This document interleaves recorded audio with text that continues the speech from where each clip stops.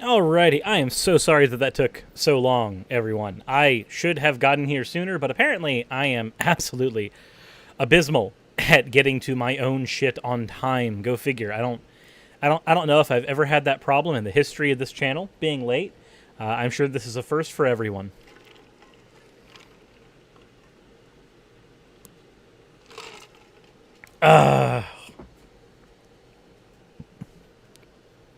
So, I'll forgive you when Jesus returns. I don't think that's going to work very well. I don't think that's going to accomplish much. Not gonna lie. So, this doesn't usually happen, I swear. No, usually, I don't come late. It's usually premature. Nah, I'm kidding. That's not where I wanted to go with that, but it's okay. Completely okay. So, how's everybody doing today? It is Saturday. Hopefully all of you are having a wonderful weekend.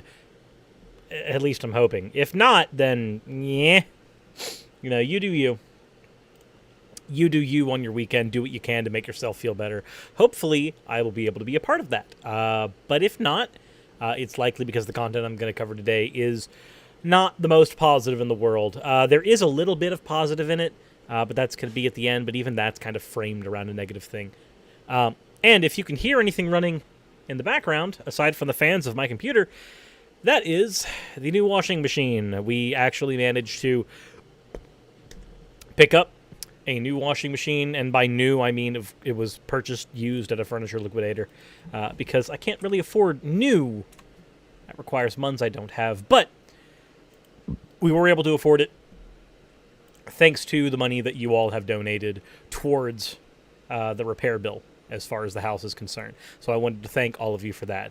Now we can finally actually start getting things repaired. Speaking of that repair bill, couple of things. One, of the entire goal, we are $3,000 in, which means we did hit the margin required for me to do a reading of the Communist Manifesto in Mickey Mouse's voice as an episode on the channel. So, that, and by the way, Buried, we actually, do you want me to go get our washing board? You use sarcasm. You put the /s. But here, no, I promise you, that is a thing we had.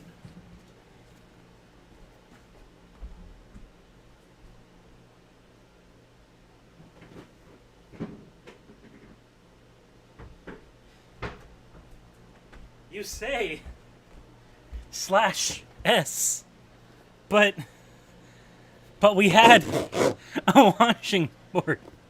We weren't quite to the point of needing to use it for everything yet, but you say /s. It's been here. So, I know. I know there was a sarcasm there. But no need. Again, we weren't quite to the point of needing to use it to take care of everything. And I say needing, we probably should have started using it a while ago. Because currently the bathroom is stacked up about to waist height with laundry that has not been done. It's been getting harder and harder to find shirts I can wear. Do I use roller dryers? Well, it's a stacky dryer now.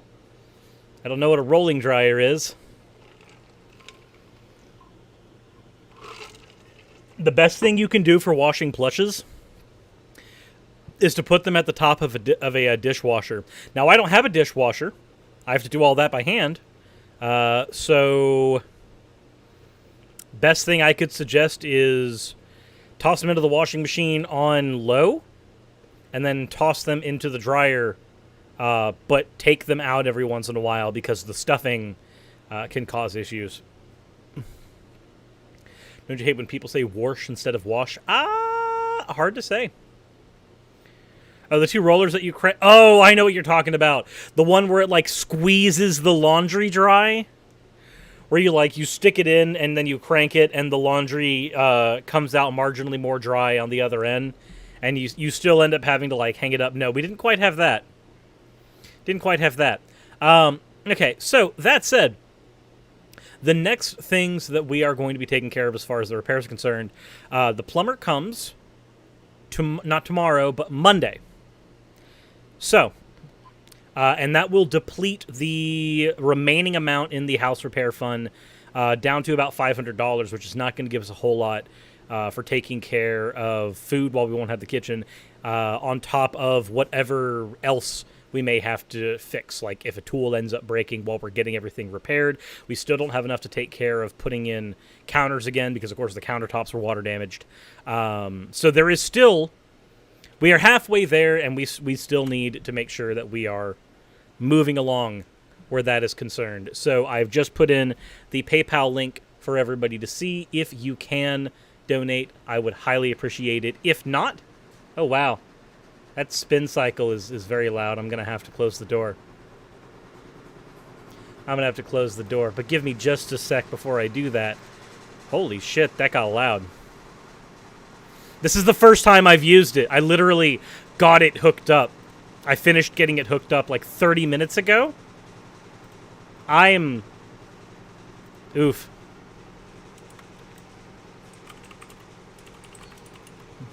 Hold on one sec.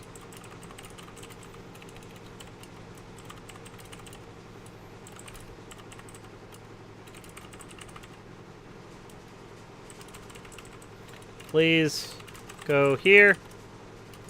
Boop. All right. I've just put the PayPal link in the description because I didn't do that before because I'm what you would call a moron. I am going to go take care of that loud-ass fucking dryer. Jesus. Hold on.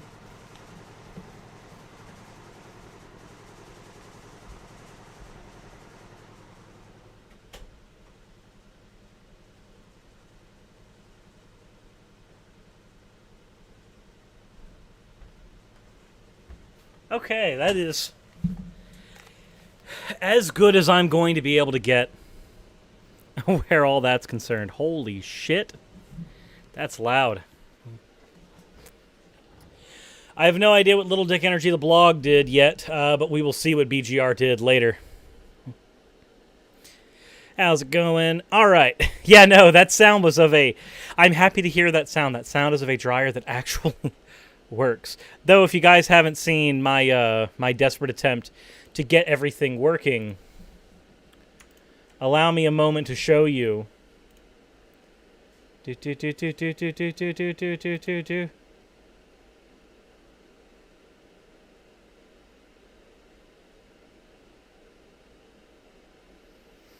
Hold up. So, let me flip us over here. So, this is the new washer and dryer. And there is our attempts at moving, at getting the ventilation where it needs to go. Like holy shit.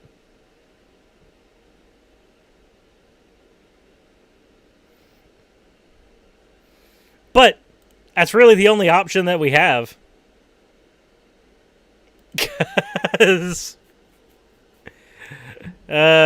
But at least that way it will be able to dry somewhat. So, but it was asked what Pokemon plushies I have behind me. Every Evolution, but another larger Vaporeon on top of that, and a Bulbasaur is behind me right now. That looks like something cats run through. I'm sure they would try if we gave them the chance.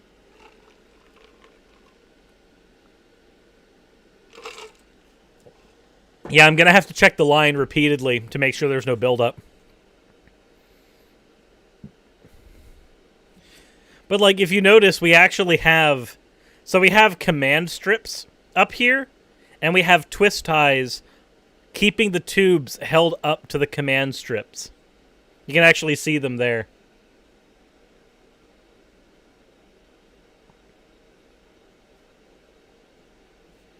So, there's where we are right now. But, on the bright side, all the equipment required to get that rigged up and also taken care of, we would not have been able to afford had it not been for the help of everybody here on the channel, donating into the house repair bill. I realized that top button wasn't done and it was bothering me greatly, and I don't know why. So, like I said, the next thing we have to do is take care of the entire kitchen, and then after that we have to do the electrical work in the house.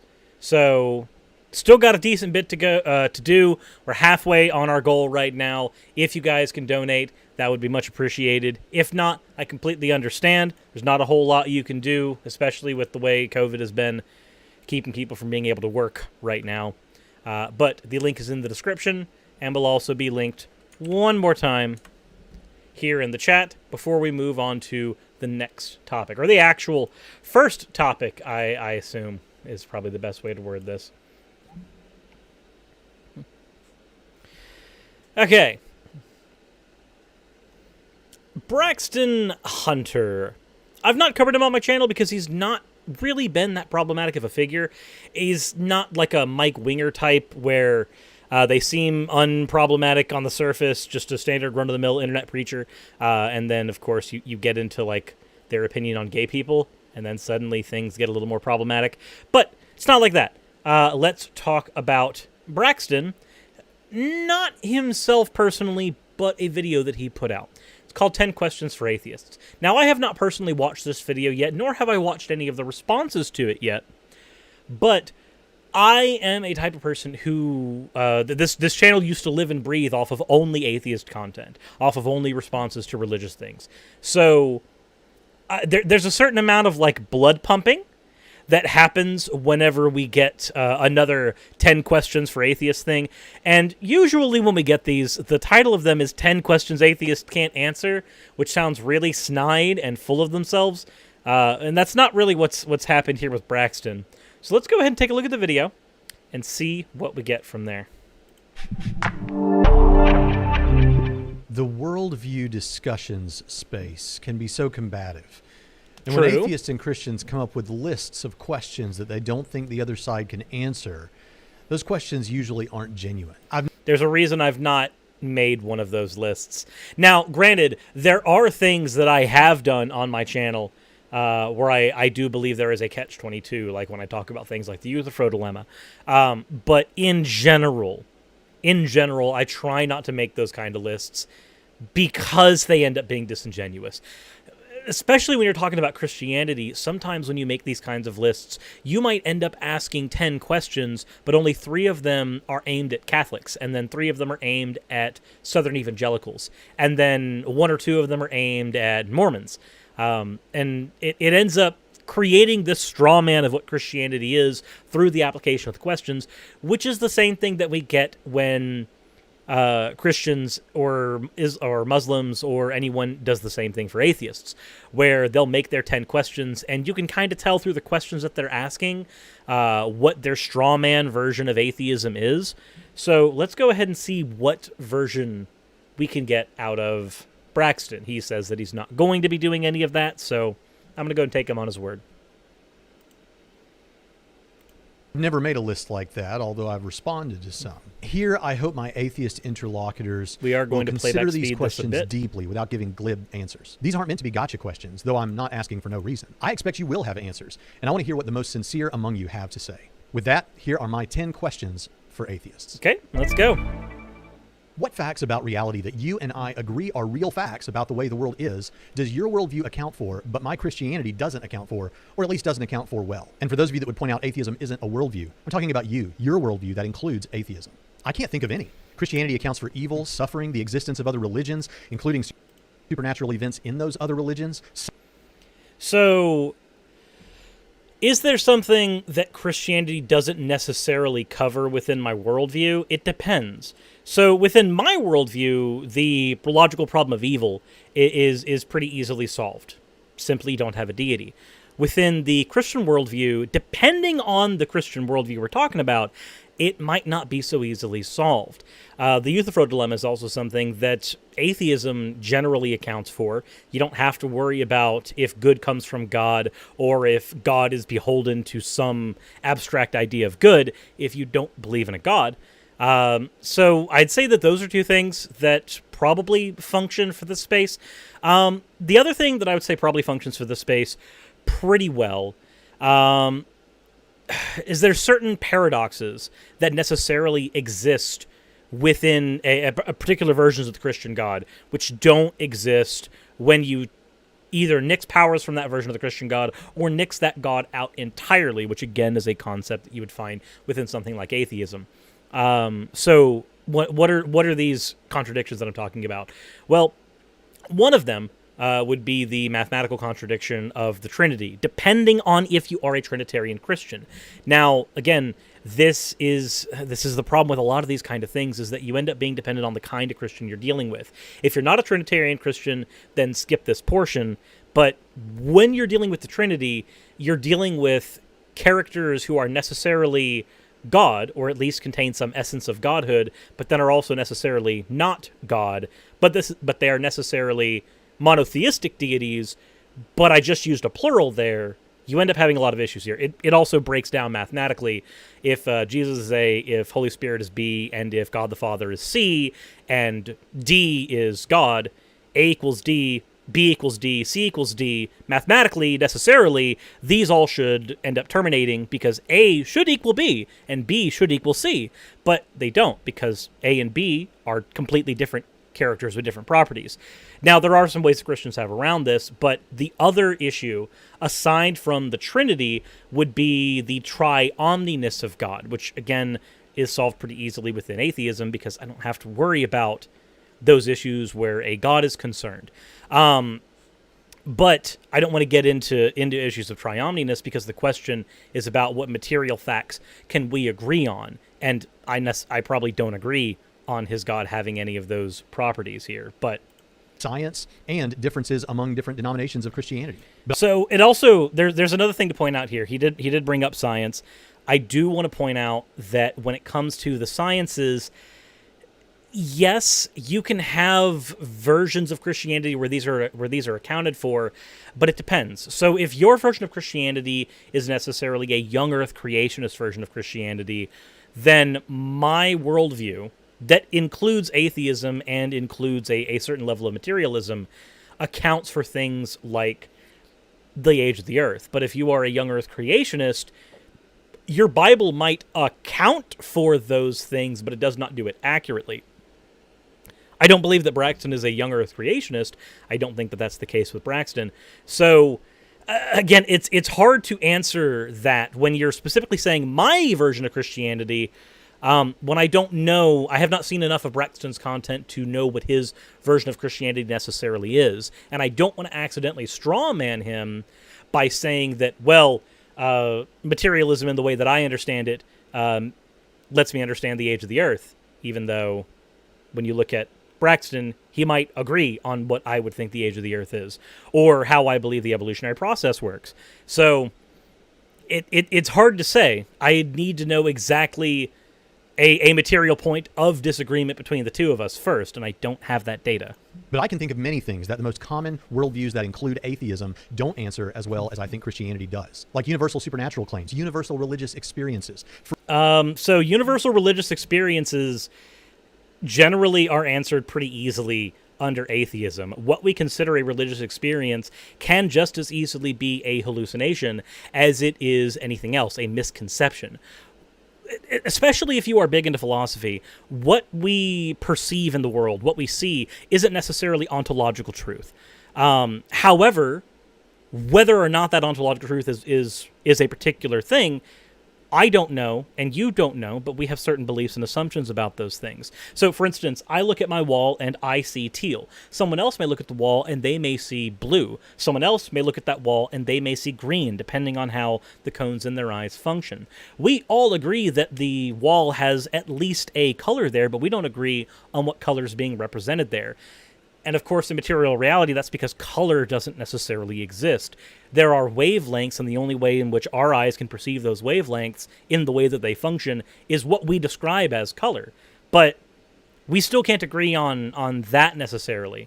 So when you talk about things like religious experiences, it may be that those universal, again, this is not super well defined, but those universal religious experiences are in fact legitimate experiences. It may also be that they are not. They could be hallucination. Who am I to say? This is one of the reasons I don't have an issue getting along with most theists, because, again, who am I to say? I was not in your shoes around the time you had that experience. But it's just as likely to me, within my framework, that that experience was some form of illegitimate. And I'm hoping I'm not being insulting when I say that. Free will, morality, near-death experiences, beauty, the rapid experience. So free will, that's an interesting one. So if we're going to have a disagreement about free will, and I don't mean to keep on cutting him off in very particular points on this question, but if we're talking about free will, if you believe in the omniscience of God, then necessarily your worldview does not account for the omniscience of God, and my worldview doesn't have to. So if your worldview includes an omniscient God, you believe that that God knows everything, necessarily all things that will be, then if he knows you're going to jump up in the air at 10 a.m. on next Tuesday morning, what will you be doing on 10 a.m. next Tuesday morning? Well, necessarily you will be jumping in the air. Elsewise, God does not know. God does not believe you will do something. He knows you will do something, which necessarily means you will have to do it. You are beholden to it. Because you have not done it yet, your ability to do anything is contingent on God's knowledge of the thing you will do. That is accounted for much better in a world where, again, this is all materialistic. Whether or not free will truly exists is another discussion entirely. It's a super fun one to have. I personally don't believe it exists. But when we're talking about what does one worldview account for and one worldview doesn't, if your worldview includes an omnibenevolent God, it necessarily does not account for free will, because free will necessarily cannot exist within that world. Expansion of the early church, the events surrounding the life and death of Jesus of Nazareth. And the rapid expansion of the early church. Okay, so if rapid expansion of a church, of any kind, doesn't matter that it's the early church or not, if rapid expansion of a church is going to be our criteria for anything, then there are other religions that necessarily we have to consider. So that's I don't see how that one is a point where Christianity accounts for it. Materialism accounts for that just fine. Shared longing for purpose and meaning. So a shared longing for purpose and meaning, that would just be an end result of our sapience. What is it that Christianity doesn't answer as well as your worldview? Okay, so it depends on what you mean by as well. Because if you mean as well as in as well as, like it answers this just like yours answers this, then linguistically I'd have to go, well, yeah, they both answer it, but which one answers it better? And there comes the other reasoning of as well. I don't know which as well he means. Does he mean as well as in on top of, or does he mean as well as in better than? If he means as well as in better than, then there are certain things that are not answered better by the Christian worldview. But again, it depends on which Christian worldview. There's a lot of different ones out there.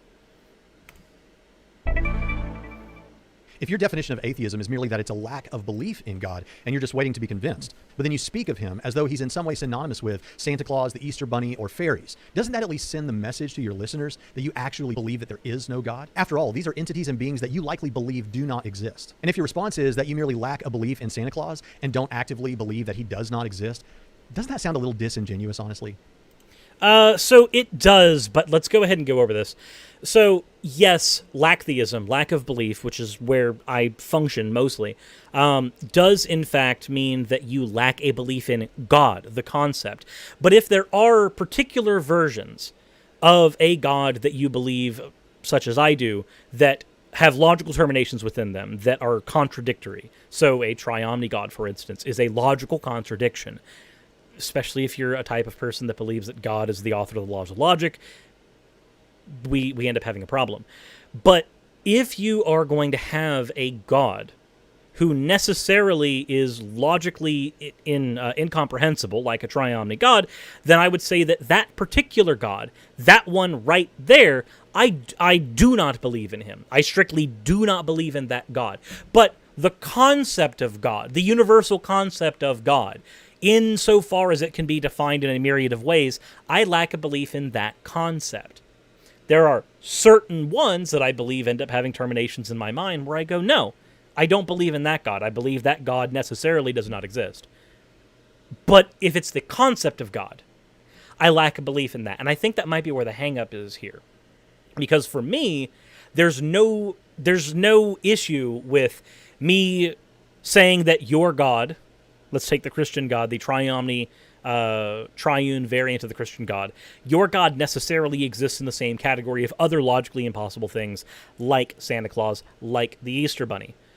But that does not mean that the concept of God, which your version of God is not synonymous with, I can't also have a lack of belief in that greater concept. This is the difference between local atheism and global atheism. Global atheism is when you reject all concepts of God, whether you've heard them or not, whether they've been explained to you or not, whether they've even been conceived of or not. Whereas certain variants of local atheism deal with certain subgroups of ideas we have on God. When atheism becomes a part of someone's worldview, they typically change their positions on other issues like abortion, sexual morality, and a number of other things. I actually have several videos of well-known atheists saying that there's nothing wrong with prostitution, that they hope their children don't save themselves until marriage, and that sex workers should be put up on a pedestal no different than the military. I didn't use those here because I didn't want to seem combative to individuals, specifically the individuals who made those statements. But even if you didn't become an atheist just so you could sin, and I believe you, do you at least understand why those moves could send that message to people who might say that to you? So I do understand it, but I don't find it to be a legitimate criticism at that point, because a sin is necessarily some type of affront to a god. But if you don't believe in a god, then, well, the ability to sin is it's impossible to, because there's no god to affront. Moreover, if you just end up believing in a different god who does not hold issues with things like sex work, you'd have this issue with polytheists as well.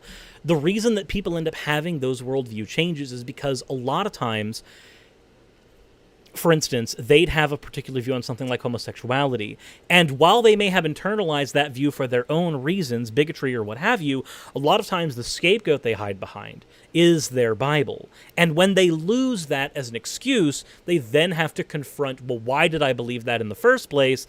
And if they can't come up with a good reason, the honest person changes their position on that. Or at least the honest person accepts the fact that they've illogically come to a conclusion, whether or not that results in that conclusion's termination. Can I understand why people think, from the Christian perspective, that people become atheists just to sin? I can understand it. I just don't agree with it. And I'm not going to respond to the different issues where sex work is concerned, because, in my opinion, especially as a leftist, sex work is work. If I can sell my body for labor to a McDonald's or to a Walmart or to something to lift something, to clean something, then what's the difference between that and selling my body for any other kind of labor? What is the functional difference there, aside from the fact that certain people find something gross?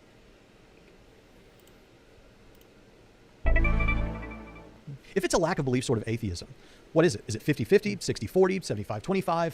And at what point do you feel disingenuous saying that you merely lack a belief, as opposed to leaning towards, I believe that God does not exist?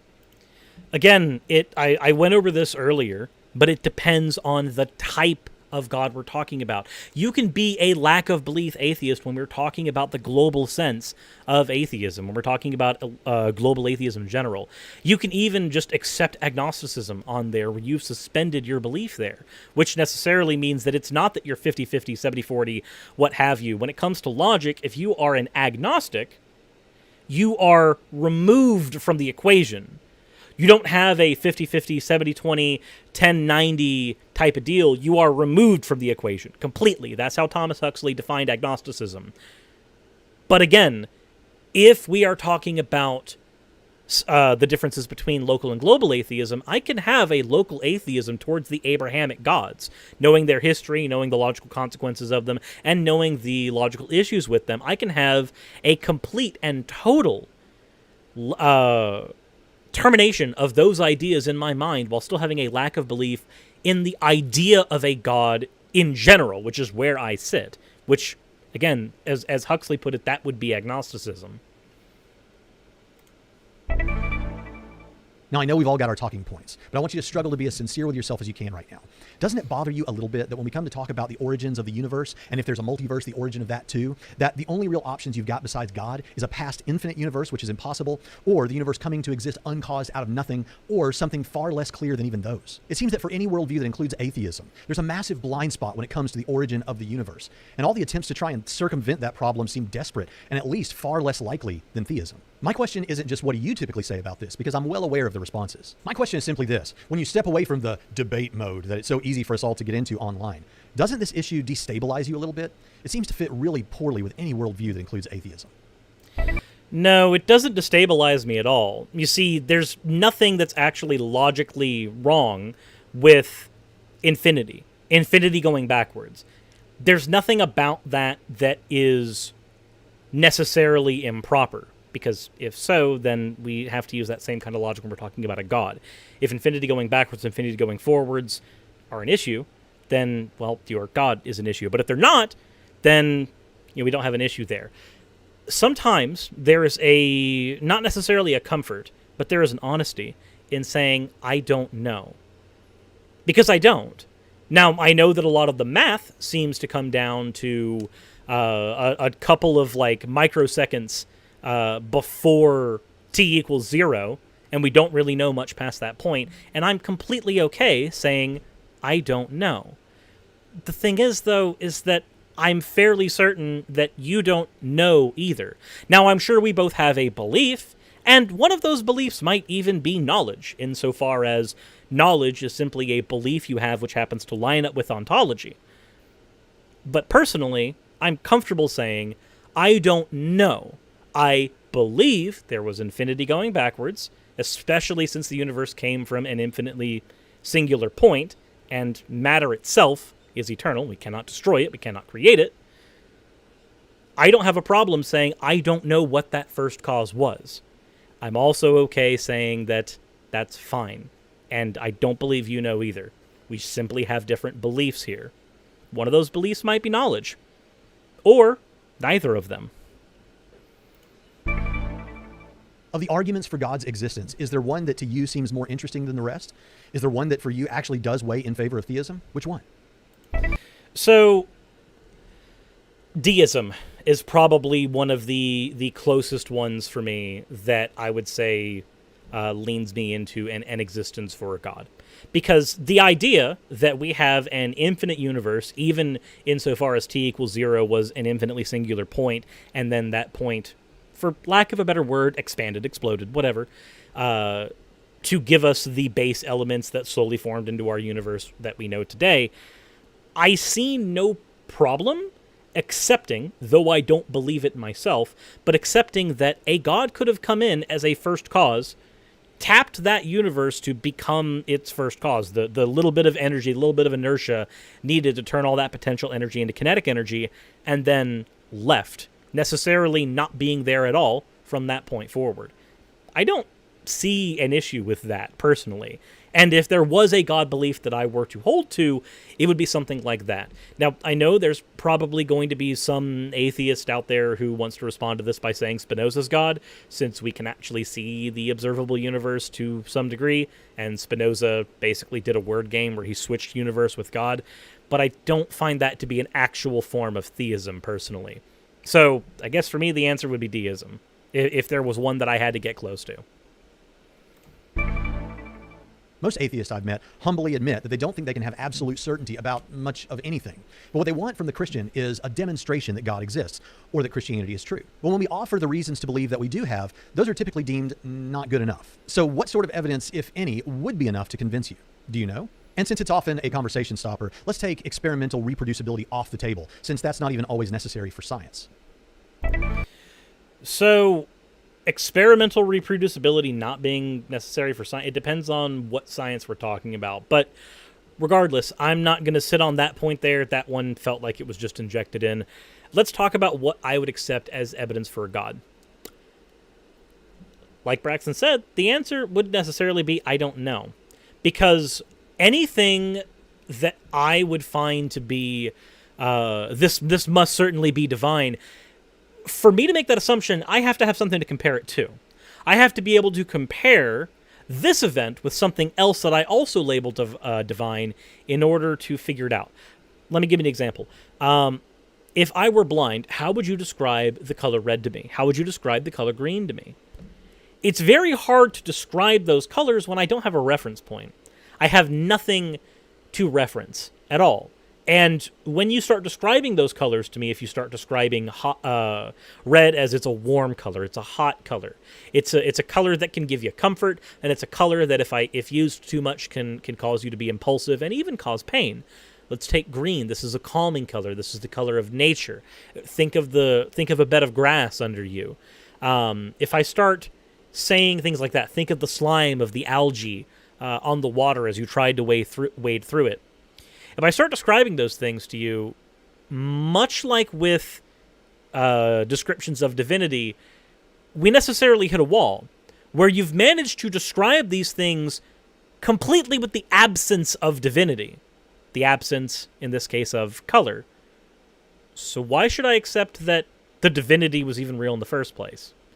I mean, even with color, we can accept the fact that color is not real. Color is just a thing we perceive. There is wavelength there, and that wavelength actually does a thing, and then we react to it and perceive it. But if I cannot compare something that a God has shown me or something that a God has done to something else, how am I to assume that something is divine? How am I to make that judgment call? I don't really think I can. Now, the default answer here is if we're talking about an omniscient God, an all-knowing God, then that God knows what would convince me, and that's all that matters. But that only works in two scenarios. Scenario 1, the God is truly omniscient, and Scenario 2, the God necessarily wants me to know he exists. If we're talking about a deistic God, we're talking about certain polytheistic gods, we might not be dealing with a God that cares whether or not I know it exists or even worship it. So that answer really only works for a certain variety of gods. But, there's the answers for the stream. To what extent did social and moral issues start you down the path toward your atheism? That is to say, the typical Christian or religious views on sexuality, gender, rights, and acts and commands of God in the Old Testament. It seems that many deconversion stories online begin with, or at least include, LGBT issues, purity culture, or hell as instrumental in the deconversion process. It strikes me that what should matter most is the truth and not what we might prefer that the truth were. I honestly wonder how much those issues and ones like them motivate the deconversion rather than all this talk about evidence. So, for me, and I've gone over my my story on my channel, for me it was a very slow, organic process. I didn't sit there and have a moment of disgust when I read that the most moral man in Sodom wanted his children to be raped by the village. I didn't have a moment where I thought, why did God need a blood sacrifice for all this? None of that really happened. For me, it was just several years of not being exposed constantly to functionally Christian propaganda. I grew up in Pensacola Christian Academy, which is an old IFB Seventh-day Adventist funded ordeal, and they were very good at scaring the hell out of you, to put it lightly. Those things didn't play a part in me deconverting. I deconverted very organically because I originally wanted to be a theologian. As I started taking a little bit of time studying the history of the Bible, studying how it was written, studying that the version that I was taught all the time was the correct one, was the KJV, figuring out the history of how that was written, all the flaws that went into it, coming to a point where I can't really necessarily say that the God of this book is real. It started with me saying, well, the book is bullshit, but the God is real. And then another year or two later going, well, hold on. If the book is bullshit, what functionally am I actually grounding this God in? What evidence do I have for it past that? Well, I don't. And so about about a 5-year-ish process, 3 to 5 years. I just kind of slowly slid out of it. Now, the actual logical problems with God came later. The actual issues that I have with individual mandates in the Bible came later. I didn't know about that stuff because that stuff wasn't taught to me. I discovered that stuff well after I deconverted. So, how much did that stuff play in my deconversion? Not a whole lot. For me, it was just not being constantly exposed to it. It was not being constantly propagandized about it anymore. It was being allowed to think for myself that slowly allowed me to just move away from that kind of thinking. Can you name the last 3 academic books you read by theists on the subject? How long ago did you read them? Or is most of your understanding of apologetics and atheism from non-scholarly internet sources, pop-level books, and, let's face it, YouTube videos? And be honest with yourself about this. Anyone can Google up a list of books and paste them in the comments section. But I want to know, are you getting the best from the other side? Could I name the last 3? Let's see here. Where's my phone? That'd probably be the best place to find this. I know that the last stuff that I read, I believe, was from Hugh Ross, but it depends on if you consider that academic or pop level. If you consider that pop level, then I guess that would be none. But I know that Hugh Ross was the last one that I specifically remember reading. Let me go through here. Something else. If you don't count Hugh Ross's books, which the main reason I read those was I misrepresented him in one of my earliest videos, and so I guess not necessarily as atonement for doing that, but I wanted to go through and read some of the stuff. Improbable Planet was the one I was directed to first. So I guess really one book for me, and then after that it's mostly been the apologetics that have been presented by people like Mike Winger, that have been presented by the little bit that I've seen from people like Braxton Hunter, and then of course any of the various videos that I do. Whenever I'm responding to something, I will delve into the academic literature as best I can. Some of the stuff revolving around like Calvinism and stuff like that. When I was dealing with that, I also have Reformed Calvinist friends, so there you go. But if I had to name one off the top of my head, the only one that comes to mind off the top of my head, if you don't count, again, pop shit by like Tim LaHaye and stuff like that, that'd be Hugh Ross's literature. That's probably about it. Probably the most disappointing there. Sorry to disappoint you, Braxton. Sorry to disappoint you. Let's finish with a pretty common one. If you found out today, to your satisfaction, that Christianity were true, would you accept God's authority, repent of your sins, and trust Jesus as your king? Ooh, that's an interesting one. So it depends. If which version of Christianity are we talking about? Is this the Mormon Christianity? Is this the Catholic version? Is this one of the Southern Evangelical types? Is this the Jehovah's Witnesses style of Christianity? Now, I know some of those are a lot less probable since they're a lot newer, but it depends on which kind of Christianity. And depending on which kind, I may or may not. If we're dealing with like a mere Christianity sense, then I would accept that there is an authority, but it might be accepting it almost to the level of like accepting a manager's authority at the job. You don't like it, you might not even like him, and you don't agree with half the shit he does, but you accept the fact that there's really no other option. I've said before on my channel that depending on the type of Christianity that ends up being true, if that is the case, you may have moved me simply from lacktheism or agnosticism, atheism, depending on your definition. You may have moved me from that into a type of mesotheism. Not necessarily anything besides that. But it depends on the kind of Christianity. It really does. If we're dealing with an actual, truly loving deity that is truly loving, like literally did not flood the world, was not necessarily omnipresent and omniscient, and as a result is not logically responsible for every single bad thing that has ever happened, because that's kind of the issue of entailment, that's the issue of logical consequence, then maybe. But again, it really and truly depends, because not every version of the Christian deity is the same. Not every Christian worldview is the same. Not every interpretation of that deity is the same. So it truly depends. But for the most part, if it's the picture of the deity that exists in my head, then you've made me a mesotheist, or at the best, a disgruntled employee of Christianity, which is not a great thing to be if you're also a lefty. But those are my takes. Those are my answers. I hadn't seen the video prior to this, so that's as honest as I can be with them. I didn't craft any of this beforehand, but I knew I wanted to respond to this, and I haven't seen any of the other content creators' responses to this yet, so hopefully this is as honest and as unmocking a response to it as I can get. So, hopefully you enjoyed that.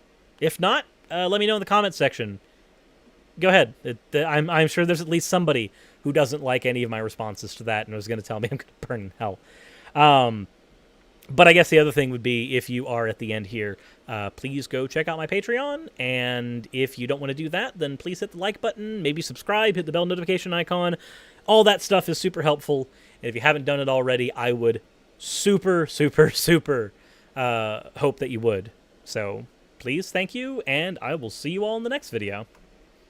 Of course, I'm going to be stuck here with all you guys, because I'm still here. I'm still here and stuck with all y'all. Yeah, it was only 10 questions, and I went through all the questions. They all done now.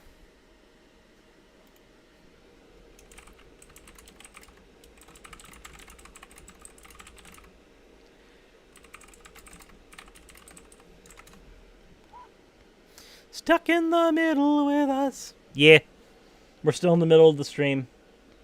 Gotta deal with that. So what did you guys think? I honestly think that, with the exception of one or two of those were some of the most genuine questions that I've seen from that side of the conversation. Usually things are a lot more snide.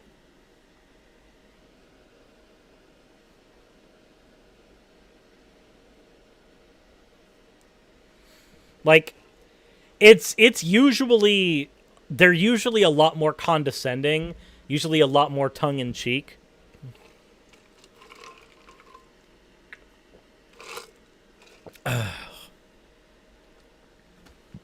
No, stream's not over. Though, before I continue with the stream, I am going to check on the laundry real quick, just to make sure that that is ready to switch over. So if you guys can hang tight for about 2 minutes, I will be back. Yumi, no! I have to move, Yumi. Yumi! I have to move. You dummy. You dummy. I have to go do laundry. Let me do laundry. Liz? Thank you.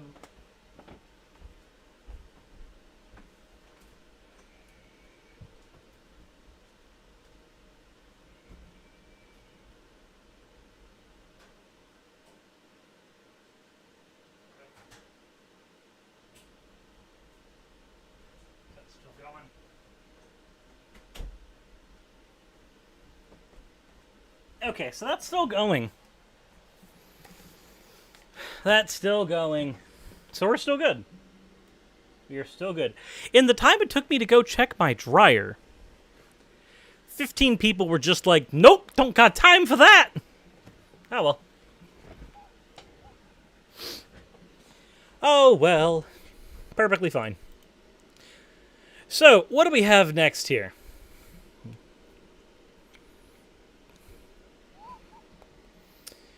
Next thing we have is Alex Hutchinson. Ugh.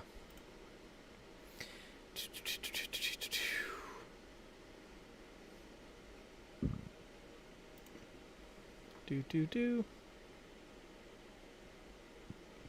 Give me just a second.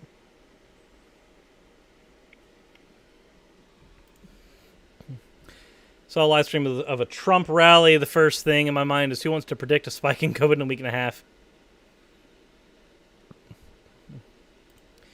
You're not wrong. You're not wrong.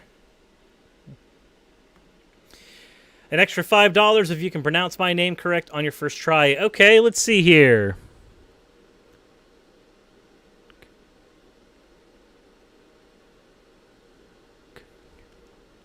Cuchulain?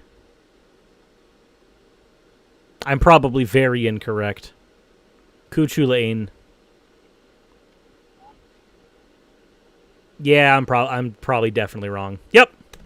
Figured as much. Well, no $5 for me. Cuckoo Lane. Ah! From Fate. Well, I haven't seen Fate yet. So that would be why. I forgot the 64. Oh, okay. I forgot that's what I needed. I needed that Nintendo goodness first. I guess we're stuck with just a GameCube. Upload your debate with Call for an Uprising. So it's uploaded. It's just unlisted. If you'd like the link to it, I can send it to you. But it's not something that I want public on the channel because of the hateful shit that comes out of Call for an Uprising's mouth that I didn't really properly challenge.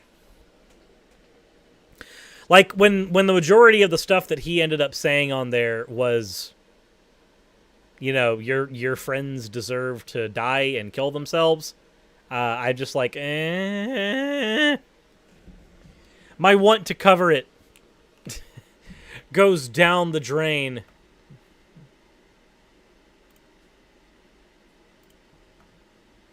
But if you want the link...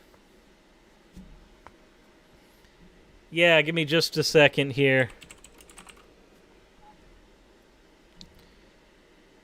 Let me go show all.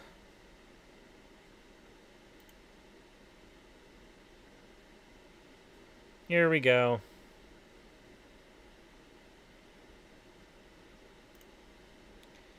Get shareable link. I believe it is this one. I'm like 95% certain he came in during the halfway mark on that video.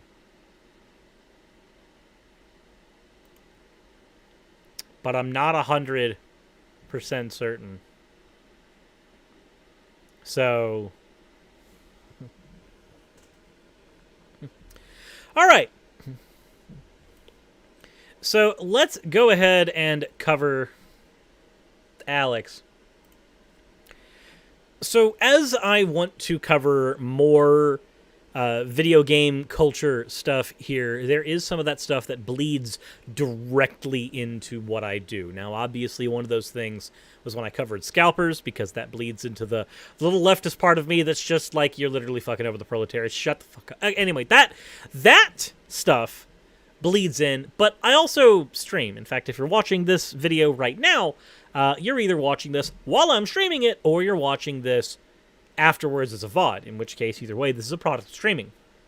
So, I want to point out that it's very hard to actually stream as a job. Not that streaming in and of itself is a hard or taxing job. It's only really mentally taxing.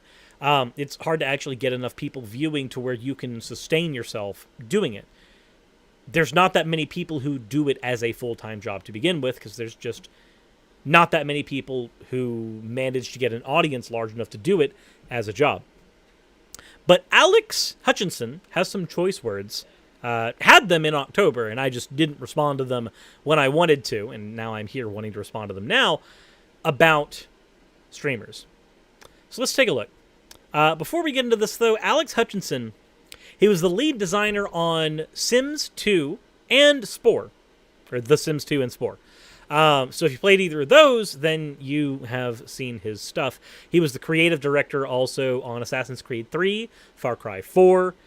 So if you are a fan of either of those, then you are at least somewhat familiar with some of the work that he has put in to the industry. But Alex says streamers worried about getting their content pulled because they used music they didn't pay for should be more worried by the fact that they're streaming games they didn't pay for as well. It's all gone as soon as publishers decide to enforce it. The real truth is the streamers should be paying the developers and publishers of the games they stream. They should be buying a license like any real business and paying for the content they use. So, what does this mean? And why is this a problem? Well, it's only a problem insofar as a person's wrong on the internet, and, you know, a person with influence, though, is wrong on the internet, which is at least a little more substantial. But What he is saying here is not that you should pay for the video game before you play it, which is understandable, right? Like, just being a person who sells games and having a stance against piracy would be completely acceptable. That's completely normal. This is, however, not that. This is not a stance against piracy. This is a stance against people streaming video games that they have bought licenses for to play. Now, what would this be akin to? So if I buy a video from the store, right? I go buy a DVD.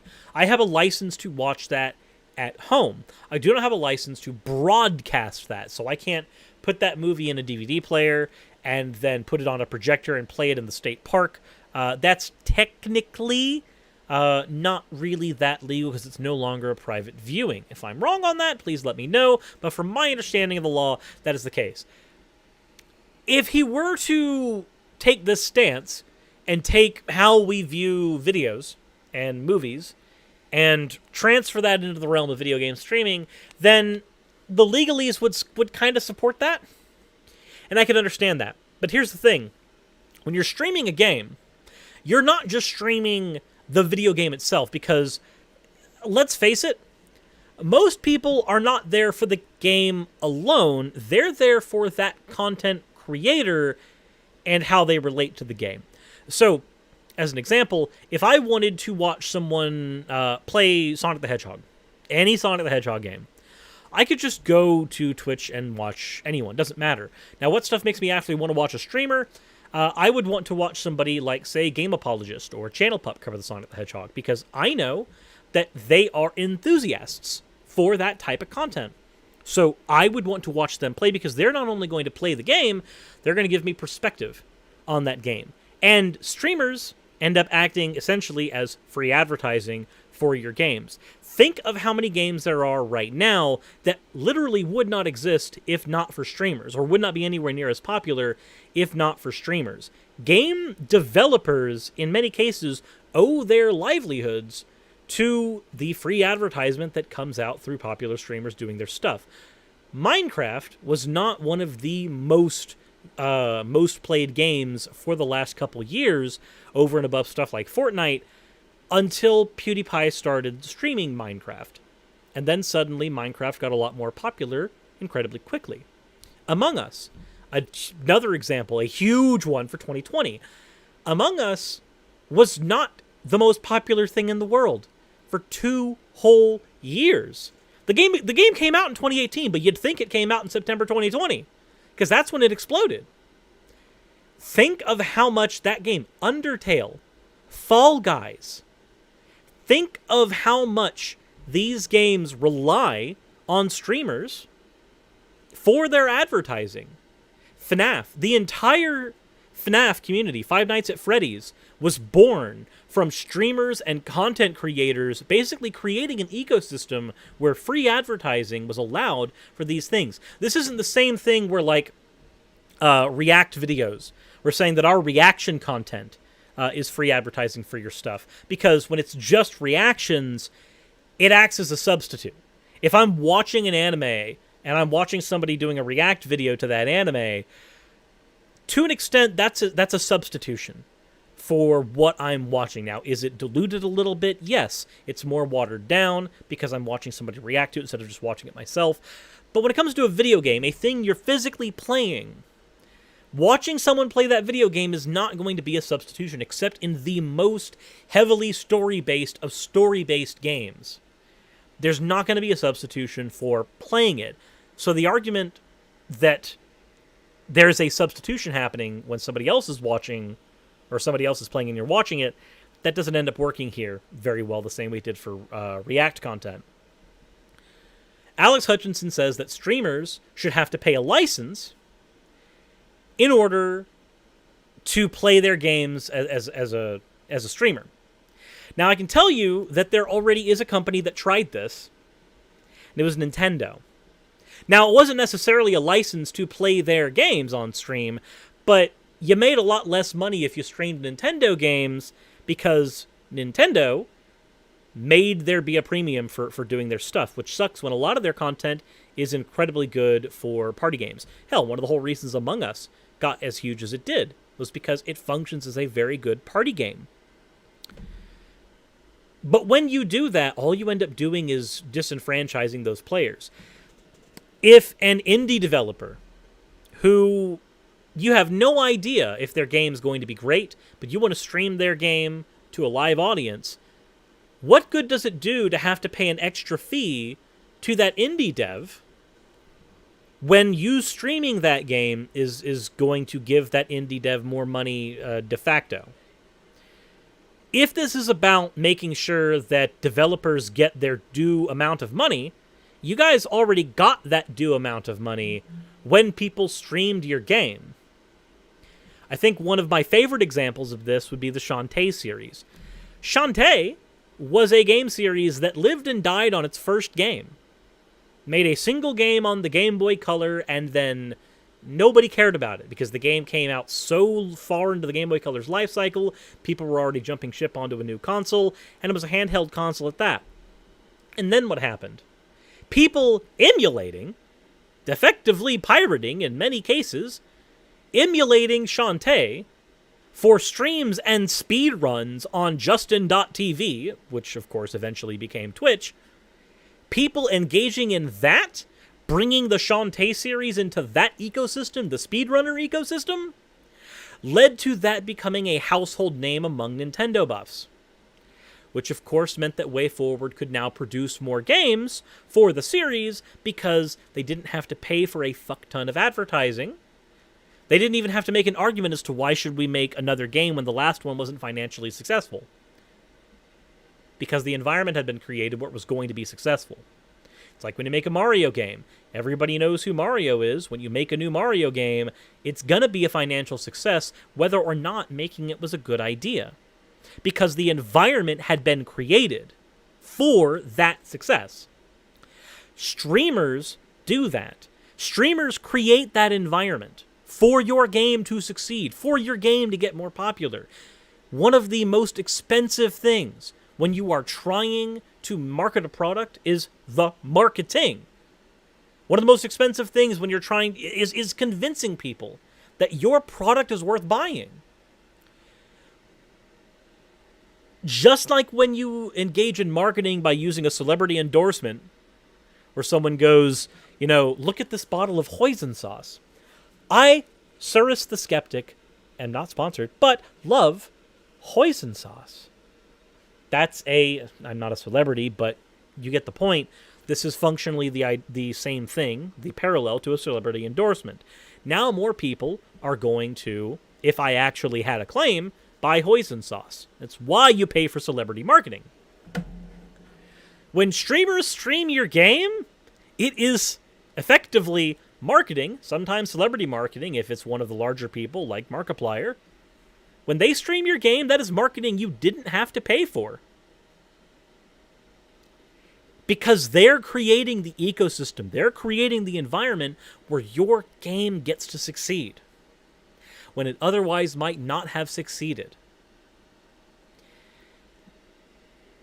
And I don't think Alex gets that. When you de-incentivize streamers from streaming your content, you're not going to create an area where your just dues are gotten. You're just going to create a situation where less people want to stream content that you're creating. So go ahead, Alex. The next time you make something of worth, go ahead and force streamers to pay a license to stream your game legally. And I want you to see how that works out. I want you to see what happens when you create that kind of material reality. The end result is most streamers are just not going to stream your content because it's not worth it. It's really not. Streaming is an extension of when you played in the living room in front of your parents or your siblings, or you brought your friends over to see a new game. Streaming is a technological, logical extension of that. Why would you make people pay more for that when companies on the whole benefit more from the ecosystem that is created by those streamers? And I don't think people like Alex get that. But he thinks he does because he's a game dev. But I implore you, Alex, please create that environment where you make a game and streamers have to pay for it. And I want you to see how much worse it ends up getting at that point. It doesn't help you. The environment where streamers can stream your game as long as they own it, and you can benefit from the actual marketing that comes from that, it's a win-win. It's not a win-win if you end up trying to screw that subset of your audience. Well,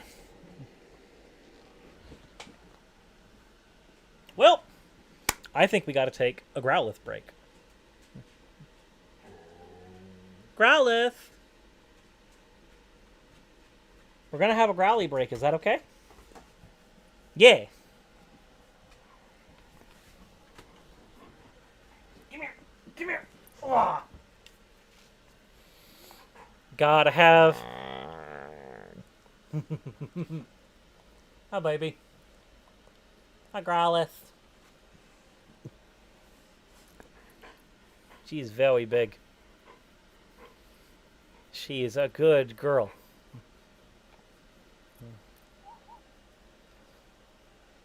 Hi. Hey, baby.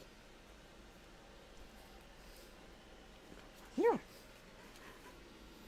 What's your plan, Growlithe? Do you have a plan for the day? Is it going to be rolling into me? Is rolling into me your plan? She is an Australian Shepherd Border Collie mix. That is what this baby is. This baby, she can hold so many cuddles. You hopping down? Or are you turning around? Nope, you're going that way? Hey, that's... You're gonna flip your tail in my face? Yep. That's what you're doing. Can you make a decision? Thank you.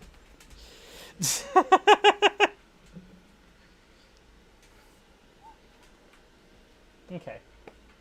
Do you need out? That's the look of a girl who needs to go outside. How old is Growlithe from M the Ambassador? She is 1 year old. But I'm going to let her out. So give me just a bit.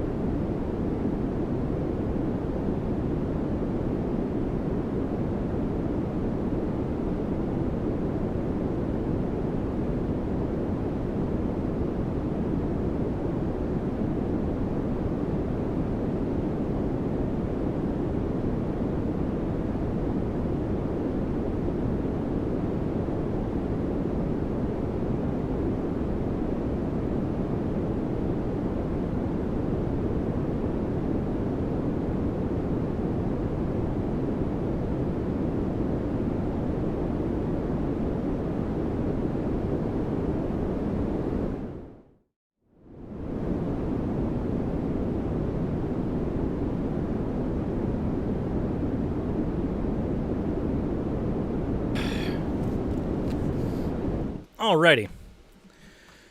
And with all that silliness, we are back.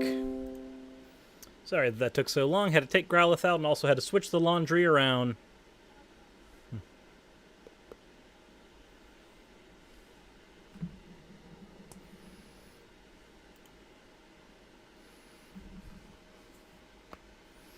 Do.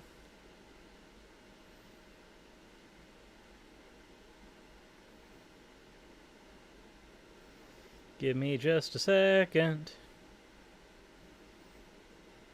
Looking through a thing.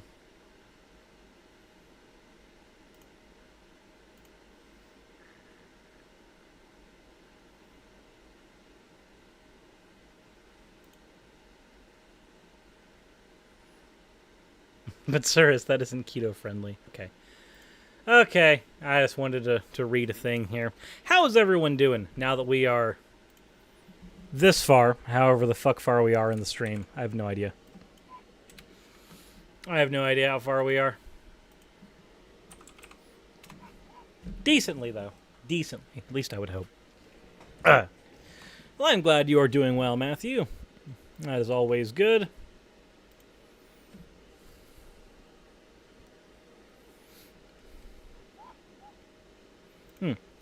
That all said, let me go ahead and pull this stuff up.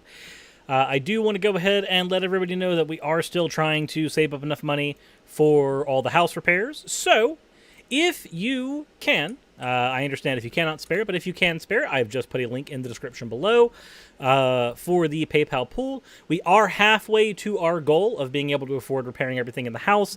And also remember that of the amount that has been saved up, because we did pass our $3,000 goal, we will be doing at some point a reading of the Communist Manifesto in the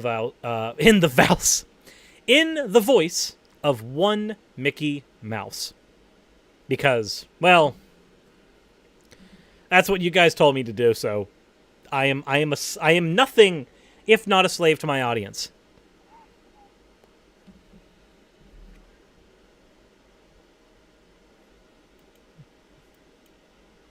So, if that is a thing you can do, if that is a thing you guys can spare, then please let me know by pitching in there. If not, oh, why not do the voice of two Mickey Mice? Oof.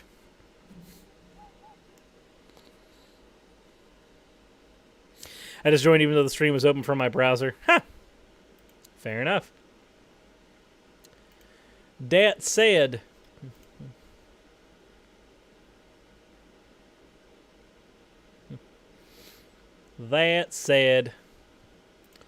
we do have one other thing that I want to get into today, and it is Steven Crowder.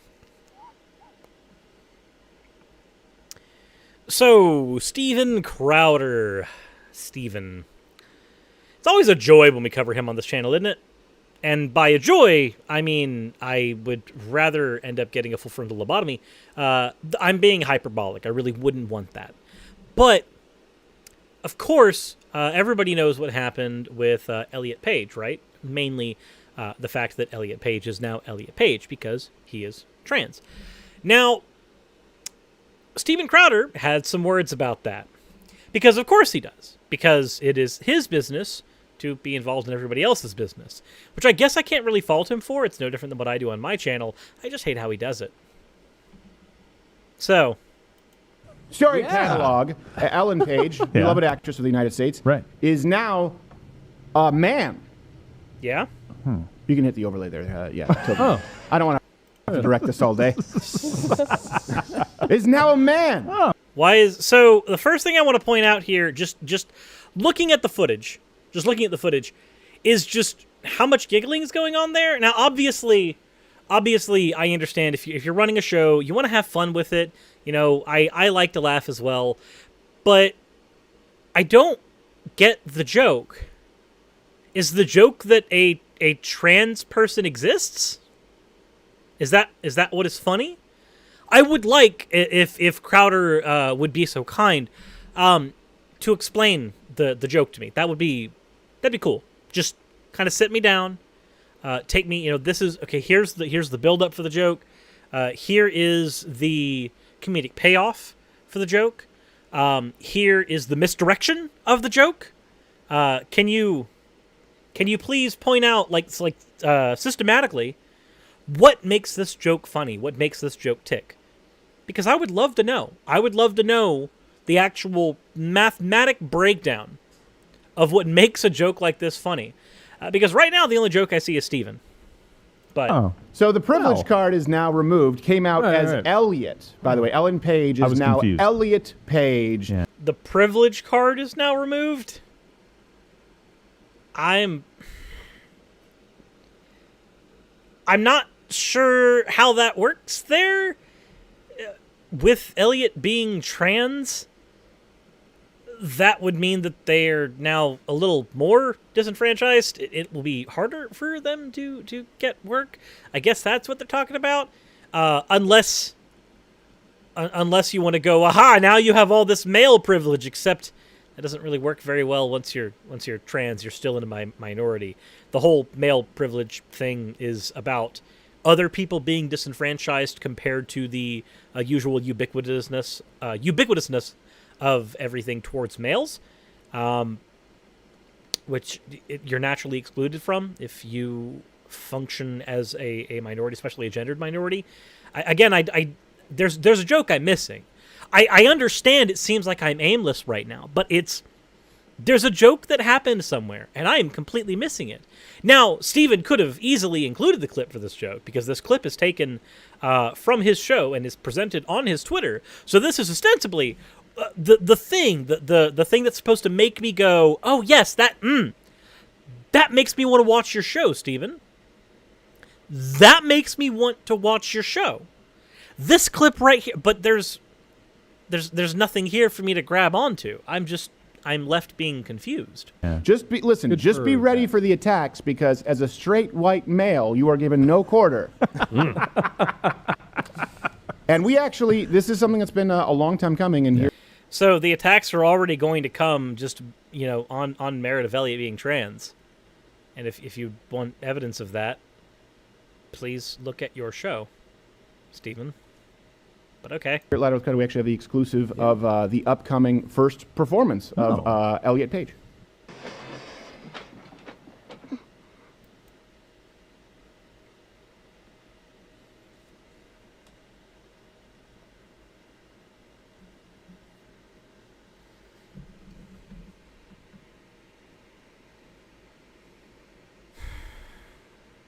Do I have to explain what's wrong here?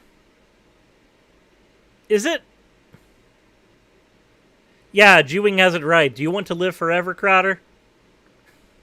I heard that if I don't spare the rod here, you will not die. That's what the Bible told me. I guess I'm just not going to spare the rod where Stevie's concerned.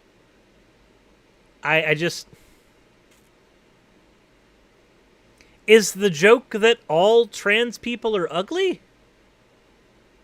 Is that the joke? Is that what I'm supposed to laugh at? 'Cause one, I don't agree with it. And I feel like me agreeing with that premise is kind of necessary for this to be funny to me. I think there's base assumptions you have to make, or you have to understand, for a joke to be funny, mainly because one of the ways we engage in humor is called misdirection, where you expect a joke to go one way, and then when it doesn't, when it goes in a completely different direction, but still a direction that you can see it going to, that misdirection ends up leading to laughter. And I'm not kidding, you could look this up. The base assumption of this joke, it seems to be that trans people are ugly. God! Or alien. It's either that they're ugly or alien. And I'm sure that because you picked E.T. for the joke, He could easily misdirect it and go, no! Everyone loves E.T. E.T.'s lovable. I'm saying trans people are lovable. The same thing that he did when he did the socialism is for figs shirt. And he went, no, it's just saying socialism is for figs because the dude really liked figs. He had a really weird fixation with the fruit. Which is not outside of the norm for Steven. It's not outside of the norm for him to do that kind of double entendre stuff where you know based on his history that he means this, but he can, through plausible deniability, say it's this. I'm sure nobody... This is new to no one. But... it's just that. That's all we got. We just got... And I've gone this whole time without saying the word. Without just going, Steven Crowder's a transphobe. Because I don't have to. See, that's the thing. When we're talking about stuff like this, you don't have to just say, that's wrong because it's homophobic. Because for some people, they see transphobic behavior or homophobic behavior as acceptable and normal. So simply saying, this is phobic to a particular minority... That's not going to do anything. It's not going to be an argument. We have to kind of point out that these things, these actions, these words, rely on incorrect base assumptions and dismantle them from there. It's not enough to just say this is transphobic and dismiss it. That works in our crowd. You can tell me I've done something transphobic and I can sit down and analyze it and go, is it transphobic? And if it is, I probably should stop it. That doesn't work for Steven Crowder's crowd, though. Their Crowder.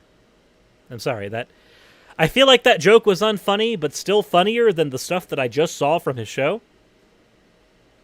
I don't know. You guys let me know in the comments section. I find terrible puns funnier than half the shit I see on his show. But I guess failed comedian turned political commenter is something that at least me and Steven can both agree on as a viable career choice, because when you fail at comedy, like I do, you talk about politics, because at least everybody cares about your opinion somewhat. I understand the path very well, Steven. I do. But, again, it just... Is there anything to analyze besides this is transphobia? I mean, for my audience, that's as far as I have to go. But if you find that kind of joke funny, then I would implore you, please, take a moment and just ask yourself, why do I find that funny? Why do I find the association of a trans person with either someone who's ugly or someone who's alien? Why do I find that funny? Why is it funny to me that another human being may look less than your version of ideal? Just take a moment to analyze that. Just to engage in some introspection. Because obviously, if you are that kind of person, me simply pointing out that's transphobic, that's not going to work. You're not going to care. And you can let me know in the comments section that you don't care, because I know you don't. But just take a moment to analyze. Try to figure out why this was funny to you. And let me know in the comments section. I'm looking forward, asterisk, to that. If you do enjoy my content, though, please consider hitting the subscribe button. Please consider checking me out over on Patreon. Please hit the like button. Hit the bell notification icon so that the YouTube gods will decide to not smite me and you, because otherwise they will. Trust me, they do definitely exist. They're the one god this atheist believes in. And there's an elf on his desk, I guess. Is that still relevant these days?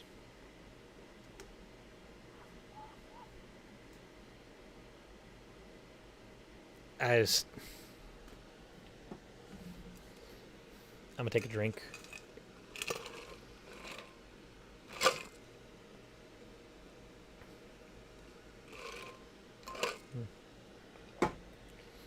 Yeah, the elf's wearing a mask. That's cool. That's cool, I guess. For reasons, I suppose. I don't know. Yay! We are at 3,090 towards our goal still. Towards the PayPal pull. So if you guys can contribute, that would be incredibly awesome. If not, that's completely understandable. But. There's one thing that I want to close out on. Okay. Just it's not a bad thing, I promise. But I did mention, the trans thing, considering that was all Steven Crowder's video was about. I was just about making fun of a trans person, I guess, for the sin of being trans. I guess that was the joke. That was why it was funny. I assume. That's okay, Ryoko. I understand. Well, we're not done. No, I have another thing that I do want to talk about on stream real quick before I go off. And again, it's not bad. Has anybody heard of a channel called Miss Peep? Maybe? Anyone? I was gonna say in the chat if you have. If not, that's cool. That's cool. But, if you haven't heard of them, is this channel right here. Small one, 175 subscribers. I'm gonna do a thing. I'm gonna hit this button right here. If you're watching this stream, I would implore you guys to go do the same. In fact, actually, I'm going to link you guys to a video. I'm not going to watch it on stream because I want you guys to watch it. The video is called What is a Political Existence? And it is a summation of the existing politically video that I did. And I actually really liked it. I'm not going to lie. So, why don't we go ahead and use Steven Crowder's dumb shit real quick for something possible. And that's understanding if you don't want to be subbed to mostly political people. Understandable.